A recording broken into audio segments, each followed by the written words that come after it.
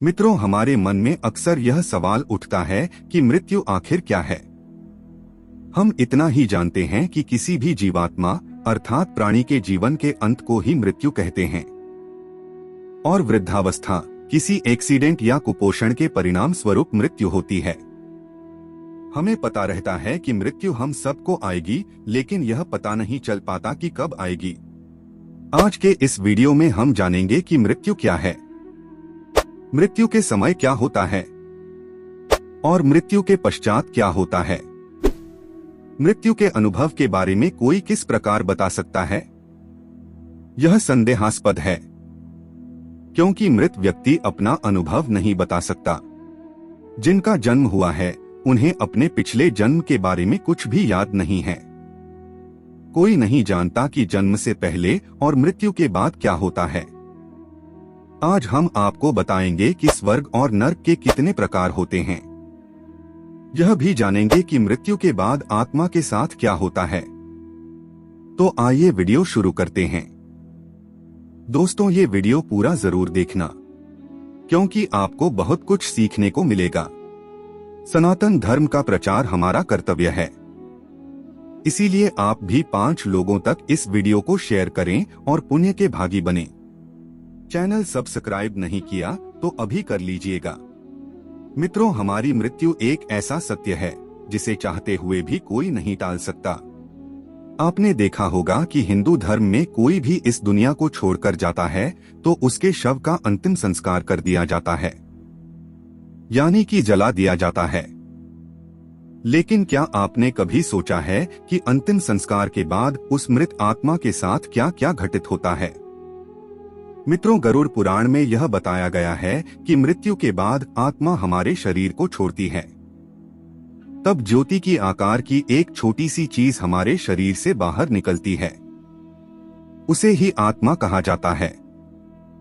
और 2 यमदूत हमारी आत्मा को 24 घंटे के लिए हमारे घर से दूर ले जाते हैं, यमलोक के दर्शन करवाने के लिए और हमारे पाप और पुण्य का लेखा जोखा करवाने के लिए चित्रगुप्त और यमराज के सामने ले जाते हैं। इसके बाद यमदूत आत्मा को वापस उसके घर छोड़ देते हैं और 13 दिनों तक आत्मा अपने परिजनों के बीच रहती है, यानी कि 13वीं तक आत्मा अपने सगे संबंधियों के साथ रहती है और उसके बाद यमलोक के लिए रवाना हो जाती है। इसी बीच आत्मा को 3 अलग अलग मार्ग दिखाए जाते हैं। अब इनमें से किस मार्ग पर आत्मा को भेजा जाएगा, यह उसके जीवन में किए गए कर्मों पर ही आधारित होता है। मित्रों, आत्मा को दिखाया गया पहला मार्ग होता है अर्ची मार्ग, जिसे 3 लोकों की यात्रा का मार्ग माना जाता है। दूसरा मार्ग धूम मार्ग होता है, जिसे पितरों का मार्ग बताया गया है।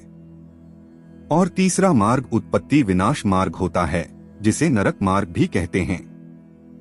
अपने पाप और पुण्य को निर्धारित समय तक भोगने के बाद आत्मा को फिर से शरीर मिलता है, लेकिन मृत्यु के बाद जीवात्मा को यमलोक की कड़ी दुखदायी बाधाओं का सामना करना पड़ता है।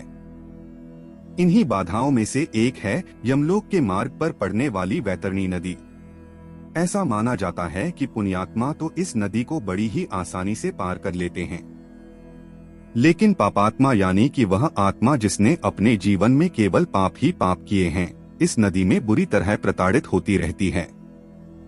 भगवान श्री हरि विष्णु स्वयं बोलते हैं कि जो भी पापात्मा तुम इस नदी में प्रवेश करती है, वो रक्त रूपी जल पात्र में रखे घी की तरह खौली जाती है।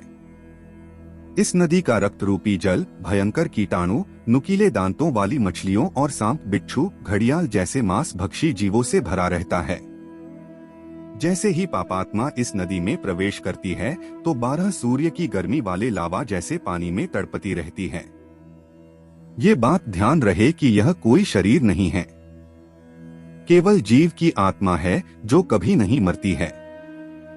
अपने पापों के कारण 12 सूर्य की गर्मी वाले इस जल में आत्मा छटपटाती रहती है, रोती रहती है, चिल्लाती रहती है, अपने पाप कर्मों को याद करती है।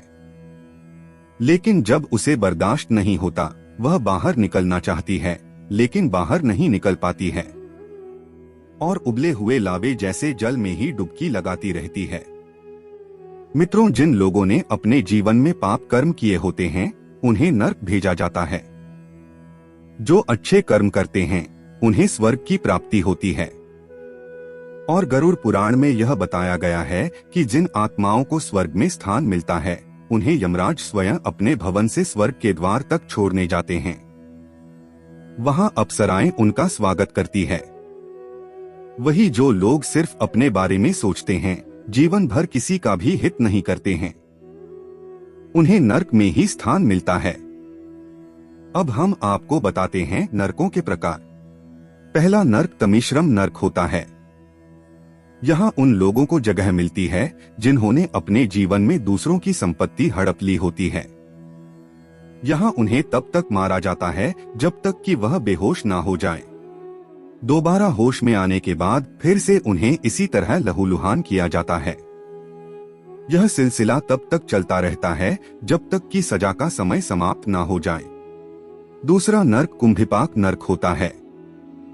यहाँ उन शिकारी लोगों की आत्माओं को सताया जाता है जो अपने शौक के लिए जानवरों की हत्या करते हैं। उनके कर्मों की सजा में उन्हें खौलते हुए तेल में उबाला जाता है। वहीं असीपत्र नामक नरक में वो लोग आते हैं जो अपने कर्तव्यों से ही मुंह मोड़ लेते हैं, जिम्मेदारियों से भागते हैं। यहाँ लाकर उन्हें एक पेड़ के नीचे छोड़ दिया जाता है। उस पेड़ के पत्ते तलवार जितने धार वाले होते हैं। उन्हें तब तक उन पत्तों से चलनी किया जाता है जब तक कि वे बेहोश नहीं हो जाते हैं। आगे गरुड़ पुराण में कलासूत्र नर्क के बारे में बताया गया है। यहाँ वो आत्माएं आती है जिन्होंने अपने जीवन में कभी भी बड़ों का आदर सम्मान नहीं किया है, और इस नर्क में उनके बुरे कर्मों की सजा देने के लिए उन्हें अत्यधिक गर्मी में तब तक रखा जाता है जब तक कि उनके दंड की सीमा समाप्त नहीं हो जाती है। गरुड़ पुराण में अंध आश्रम नरक के बारे में बताया गया है। यह नर्क उन पति पत्नियों की आत्माओं के लिए है जो अपने साथी को केवल लाभ व उपयोग की वस्तु समझते हैं, और इस नर्क में उनकी आत्माओं को तब तक मारा जाता है जब तक उनकी दंड की सीमा समाप्त नहीं हो जाती। तो मित्रों, आपने देखा कि अंतिम संस्कार के बाद आत्मा के साथ क्या क्या होता है और किस हिसाब से स्वर्ग या नर्क की प्राप्ति होती है। यदि आपको यह वीडियो पसंद आया हो तो लाइक और शेयर जरूर कीजिएगा। हमें उम्मीद है कि आपकी सारी शंकाओं का समाधान मिल गया होगा। ऐसी और बहुमूल्य जानकारियां पाने के लिए हमारे चैनल को सब्सक्राइब करें।